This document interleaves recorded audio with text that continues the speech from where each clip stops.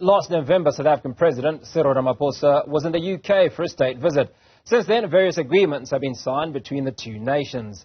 The visit was the first to be hosted by King Charles III and seen as a symbol of London's commitment to Africa. We sat down with the British High Commissioner to South Africa, Antony Phillipson, to talk on the United Kingdom's relationship with Africa. Your Excellency, appreciate you speaking to us on Africa today. It's a great pleasure. Thank you. I suppose the first place to start would be UK-South Africa trade relations. South Africa is the UK, as well as among the UK's top 30 trading partners. Where is that relationship at the moment? So it's bounced back very strongly after COVID, which of course affected all of us economically. At the end of last year, the trade relationship between our countries was worth £10 billion or 200 billion rand. South Africa is worth 25% of our trade with the continent of Africa and is a major trading partner. And we're also a major investor. We have traditionally been the number one investor in South Africa. Currently the stock stands at about 400 billion rand, which is almost half of our investment in the whole of Africa. So it's a very significant trade and investment relationship, supporting jobs and prosperity in both countries. Now we know that Cyril Ramaphosa was in the UK several months ago. Is this all part of the plan to increase trade, further relations between the two countries? So the President's state visit to the United Kingdom in November last year, which was, I think, a hugely significant occasion. It was the first state visit hosted by His Majesty the King, and I think that sort of reflects the importance we place on our relationship with South Africa. And there were a number of strands to the visit, including discussions between the President and the King and the President and the Prime Minister on a whole range of topics. Trade and investment was a big part of it. We hosted a business roundtable with the President at Lancaster House as a significant part of the programme. But we also signed new agreements on health, science, education and skills, gender equality, and also on things like what we call minerals for future green technologies. So it was a very broad-based visit, really putting the relationship up in the spotlight and really building these the key strands of our partnership for the years to come. Well, you raised something quite interesting there, Your Excellency, and that's around the agreements that were signed. I'd like to focus a little bit on health. We know that many African countries, South Africa included, struggled during COVID-19, and the allocation, if you will, global allocation of some resources around COVID-19. Does that seek to improve those relations or that process should another COVID-19, God forbid, occur? So I think our health partnership, I mean, it's worth unpacking, so I'm glad you asked the question because I think there are a number of strands to it. Prior to COVID, we were doing a lot of work together on issues like TB and AIDS, antimicrobial resistance. It was a big theme. We also were working very closely with our companies here, with the South African government and the South African regulators around strengthening the South African healthcare system. COVID interrupted all of that, of course, as we focused on addressing the immediate. And as we come out of COVID, although of course it's still with us, I think what we want to do is we want to get back to those core issues. We want to keep focusing on how we strengthen the healthcare system here, including working with the government on delivering the National Health Insurance Scheme. But your point about pandemic preparedness is absolutely vital, and South Africa has played a leadership role on this at a global level. The President himself has played a leadership role. And so we want to make sure that's part of the discussion, working together in global fora to prepare for the next pandemic. I mean, I fear it's inevitable that there will be one. We need to learn the lessons from the last one. Well, something that's affecting the world in pandemic proportions is global warming. And at COP27, South Africa introduced the Just Energy Transition.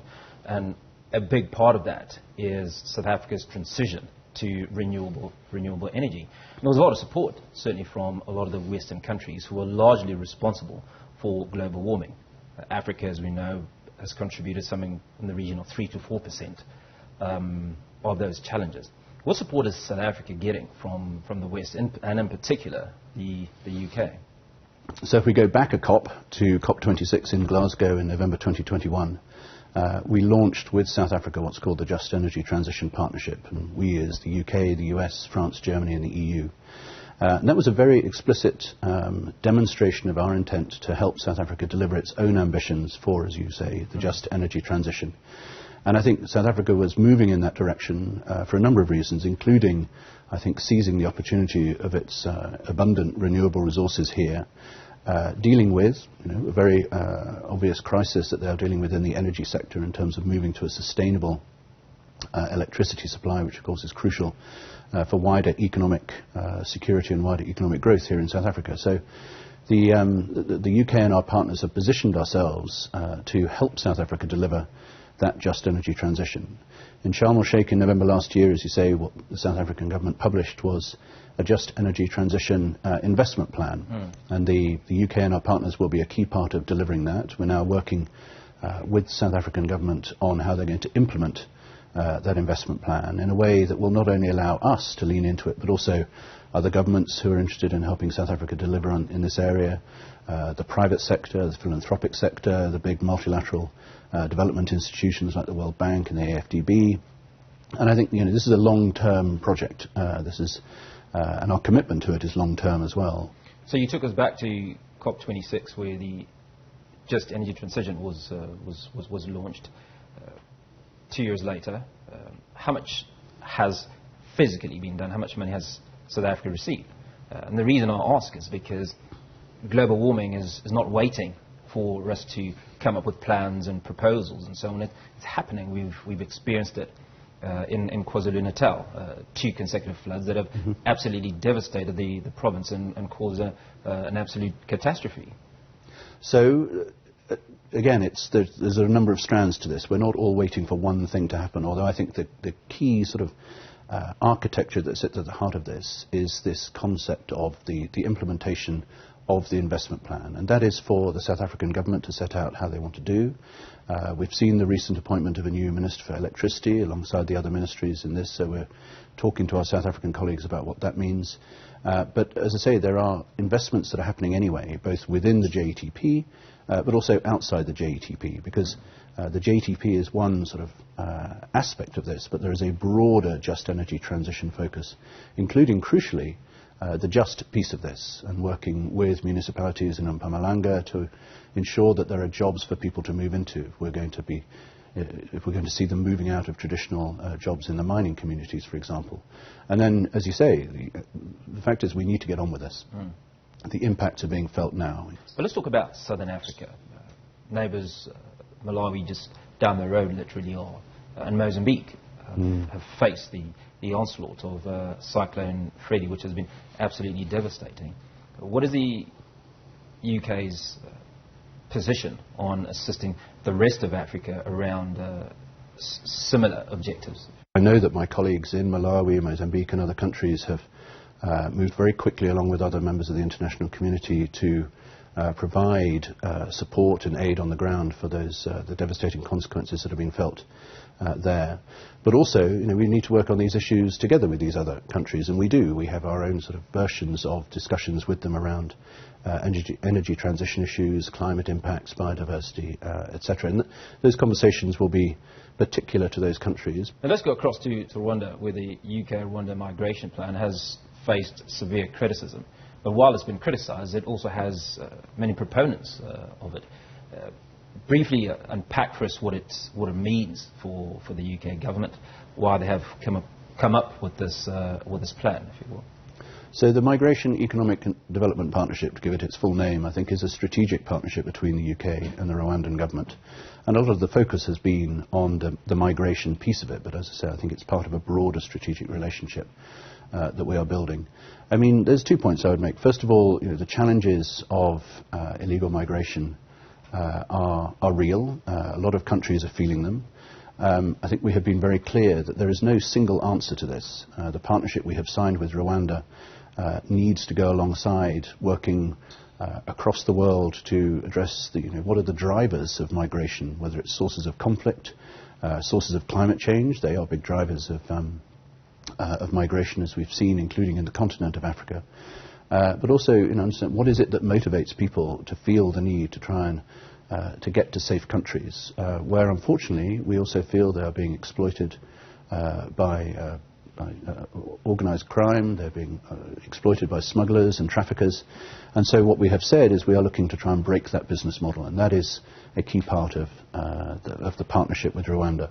As you say, it has its critics, but we believe that Rwanda is a safe country for people, and we also believe that Rwanda has a sophisticated approach to dealing with issues around migration and refugees, and that is just one part of how we want to break this broader business model that is leading people to take these incredible risks, and unfortunately too many people losing their lives in the process and being exploited. Well, another area of migration is obviously has been a result of the Ukraine-Russia war, and with that the ICC has issued a warrant of arrest for Vladimir Putin. Right, Vladimir Putin will be attending the BRICS conference, the BRICS summit in August of this year in South Africa. This is potentially the second or third time that a sitting president has had a warrant of arrest issued against him.